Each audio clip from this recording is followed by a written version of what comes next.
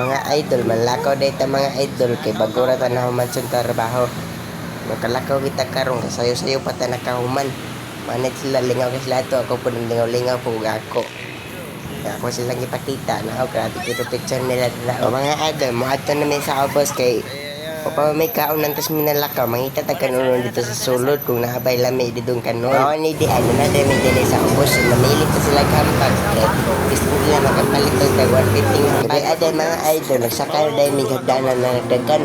Karon pa ko kasakay hagdanan mga idol nga nagdagan kay karon na po nakaarig Manila. So dili na mali gani kagianan na malik ni. Kaya malik meri nangita American unong sa sulod kay namin makanan. Dili mga idol nakakita na ni joking pero nakapili mi dito lami sa may paa sa manok kay lami man tong paa sa manok kay libre kanon.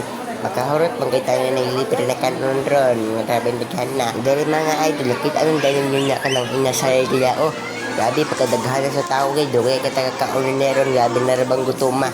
Mana sila nagsabot-sabot na sila kay mo-order na sila paa sa manok. Karon pa ko tilaw ni mga idol kung lami bang ni siya. Oh, pila na silang duha kay palit na silang manok. Out kay ko sa dada sa mga lakaw delino. Kini si Kuya Albert ug kini sila.